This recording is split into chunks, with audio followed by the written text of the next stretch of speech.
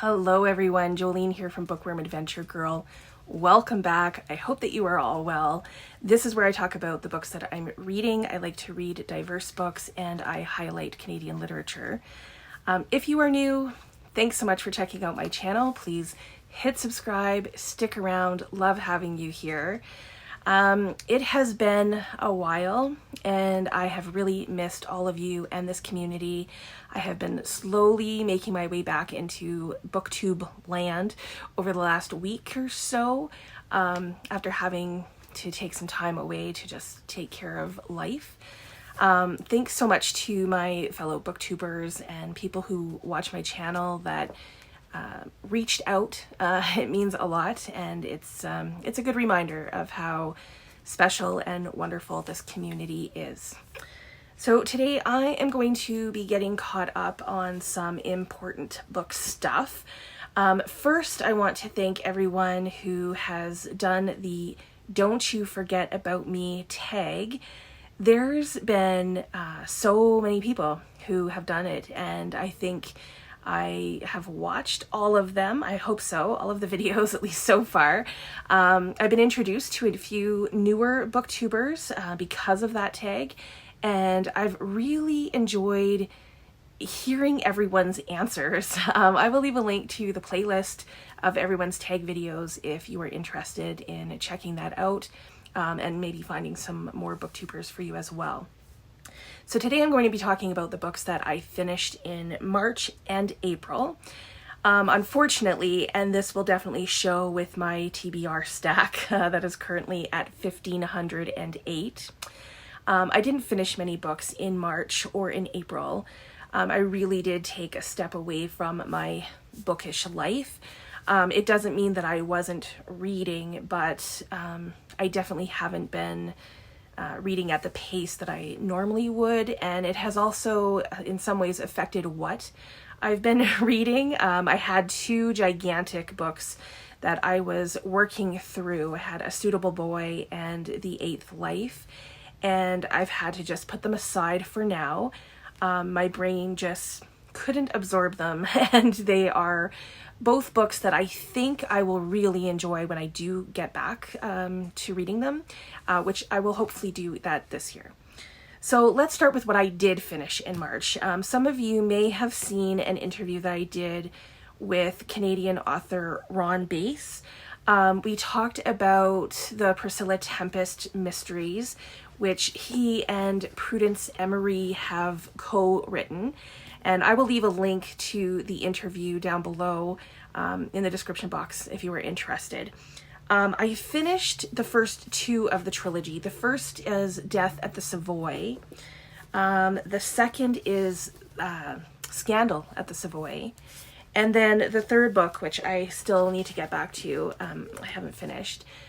This one is Princess of the Savoy. So I will get back to this one. But these are cozy mysteries set in the 60s.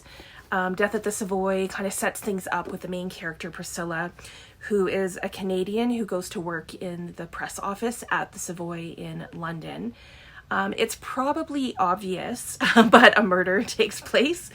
And she, of course, finds herself involved in the case both as a suspect and also as someone who, you know, is trying to figure out what happened. In both books, you are with real characters of the time, alongside the fictional characters, so that's kind of neat. And in the second one, Pierre Trudeau plays a significant role, which I thought was interesting. So Pierre Trudeau is the father of our current Prime Minister here in Canada, who was also Prime Minister of Canada in the 60s. So these are just fun, lighthearted, cozy mysteries. So if you were into that kind of thing, then I definitely recommend checking these out. The main character is also loosely based on Prudence Emery. The author also worked at the Savoy in the press office in the 1960s. So that's kind of a neat connection there. So with these two books completed, that brings the TBR stack to 1,506. The other book that I finished in March is a really quick read, It's Mapping the Interior by Indigenous author Stephen Graham Jones. I have read The Only Good Indians by the same author, and I really enjoyed it. Stephen Graham Jones is a horror writer, and there are scenes from The Only Good Indians that remain with me. It was an intense read. I didn't have the same reaction to this one. At the time of reading it, I remember thinking it was fine, but I had to go back and kind of remind myself about some of what this was even about. It's almost a short story, really. There is still a creepiness to it. I would say it's more psychological horror. The main character is a teenage boy called Junior, and one night he thinks he sees his father, who had died from a mysterious drowning accident, maybe. After his death, Junior and his family have had to leave the reservation, and they live a life in poverty. And Junior's younger brother also has some issues, and the mother is mostly, I'll say, distant. As Junior has these encounters with his father, he is both drawn to him, obviously it's his father, and he's also scared of him, and he's trying to figure out why his father is there. And I think this story has some really good things going for it. It's probably, I think, worth a reread at some point, because I think it's one of those stories that I would get more from just on another read. But the thing that I remember the most is that eerie feeling and setting that Stephen Graham Jones is able to create. So this brings the TBR to 1,505. So that's all the books I read in March. It's weird because normally I would have read 3, maybe 4 times that much, but that's okay. So moving on to the books that I read in April. First up is a romance book, and it is Happy Place by Emily Henry.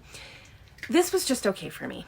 This is one of those situations where the first book that I read by this author I loved. I read Beach Read and thought that I had found a new favorite author. This is now the fourth book that I've read by Emily Henry, and unfortunately every book that I've read since hasn't lived up to that initial book. None of them have been horrible by any means, but they just haven't captured me in the same way. So Happy Place is about Harriet and Wynne, who were the perfect couple, that all of their friends looked to for couple goals, I guess. They've been split up for a while, and, now they find themselves lying to their group of friends when they go on the annual friends trip to Maine. Maybe it's the tropes for me that I don't really care for. I don't mind a second chance romance, but the fake relationship doesn't always, I think, work for me. I found a lot of the story to be really convenient, and there weren't really any surprises along the way. But I think, if you were already an Emily Henry fan, then check it out, or if these tropes are what you enjoy. But this is just one that I could have skipped. It's fine that I read it, but I could have skipped it. But it does bring the TBR to 1,504, so that's a good thing. The next book that I read is a thriller. I read The Whispers by Canadian author Ashley Audrain. I read her debut novel, The Push, which I really enjoyed. And I said at the time that I was, looking forward to whatever she wrote next, and that I was wanting to read it. And I will say that I enjoyed The Push more, but I think The Whispers has something to offer as well. This is really about 4 families, 4 mothers, might be more accurate. The themes of motherhood is very strong in this one. The book begins with a scene of these families at a bar, like a neighborhood kind of gathering, a barbecue. And this is how the main characters are introduced, and the tension is set. So as the reader, we are told what the whispers are, and they are those things that tell you something isn't right. And that's how you feel as the reader especially at the beginning of this book.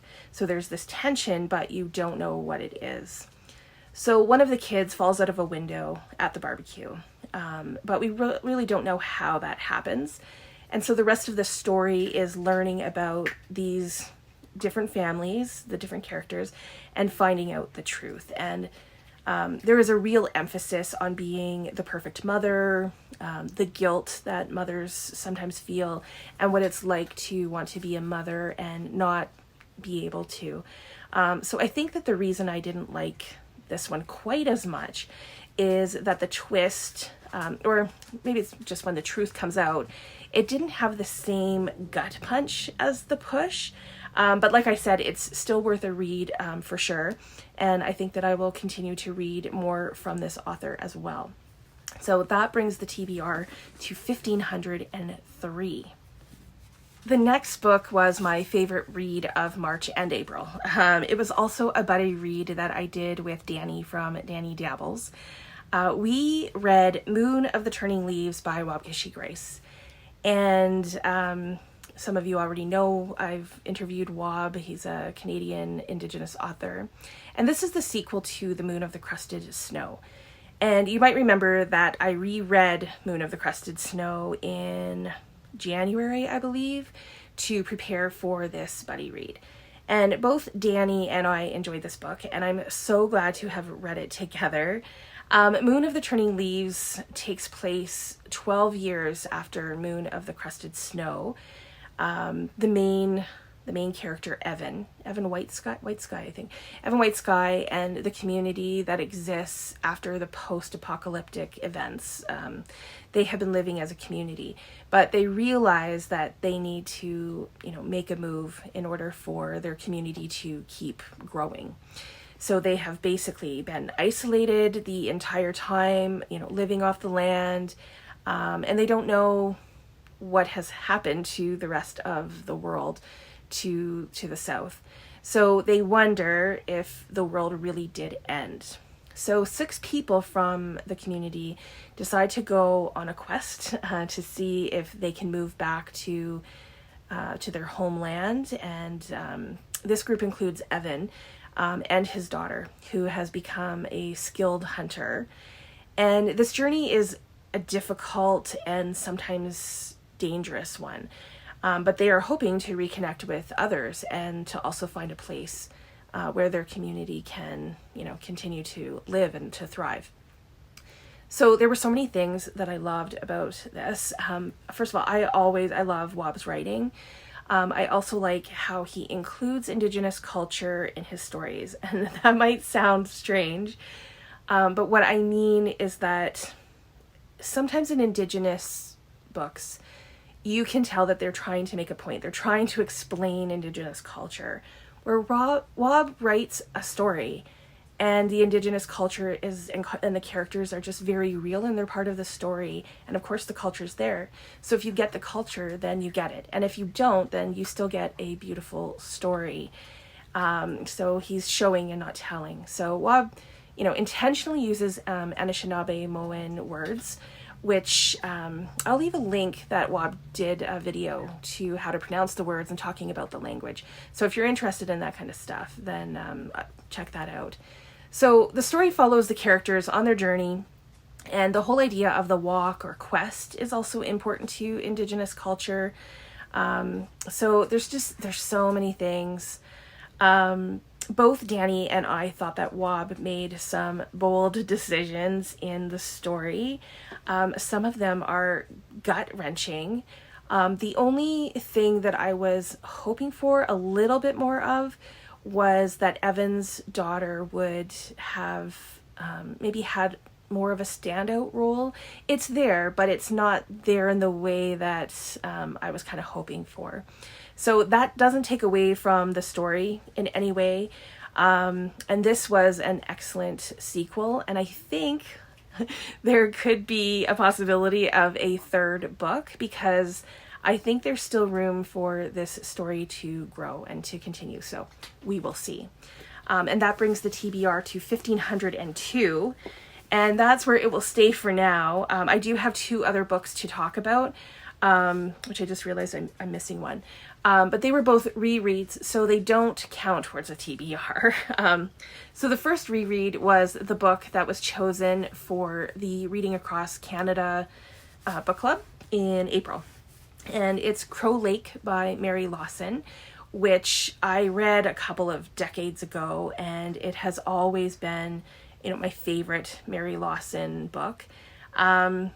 It's really a story about family, and it's set in rural northern Ontario. And the Morrison children find themselves orphaned. And it's about how the siblings react, how they move forward, the sacrifices that they choose to make, or that they feel they have to make, and the responsibilities that they now have. The story also involves their neighbors, the Pye family, and the tragedies that they experience as well. So there's so much that I like about this book. I like that Mary Lawson chose one of the younger siblings to be the narrator, because it gives a certain perspective, and I liked the reflective nature of it. It showed how life affected the main character in adulthood, but how understanding comes as an adult as well. So it's a sad story in a lot of ways, but it's also a hopeful story. And I do like books about the importance of family. I will say that on the reread, it didn't capture me the same way that it did, so long ago. So that was kind of disappointing, but I already knew the story, so I can totally see why I did give it this 5 stars on the original read. And then the final book that I have to tell you about is my other reread, which was Hotline by Dimitri Nasrallah. I read this last year. It had been a nominee for the Giller Prize, and it was shortlisted for Canada Reads. And I ended up doing a reread of it, basically because I had some time and I had access to the audio of it. And it's a fairly quick read, so I thought that it would be good for what I was doing. And it was also good for the Reading Across Canada Challenge, because I think April's prompt was to read an author born in another country, but now living in Canada. So that was true of the author, but the story itself also seemed fitting, because it's a story about a mother and her son who have recently immigrated from Lebanon to Canada, and now they're trying to make a life for themselves. It takes place in 1980s in Montreal, and I just think that this is an excellent example of that experience, both from the son's perspective and also like what he experiences at school. And then also from the mother's perspective, trying to find work, how she's treated, trying to fit into a culture that is very unfamiliar. So I just think that this is one of the best books that I've read with regard to those themes. And I got even more out of it on the second go around, so that's kind of good. And if you like immigrant stories and stories about mothers and sons, then this is, a good one, I think, to read. So that is all that I have for this wrap up. But since we are already at the end of May, I will be back soon with my May wrap up. Please let me know if you have read any of these books, if you are interested, if any of these piqued your curiosity, and then let me know what were your favorite books of March and April. Maybe I'll get some recommendations from you. So I'm looking forward to chatting with you in the comments. As always, thank you so much for watching. I hope you enjoy the rest of your day, and don't forget to make every day an adventure.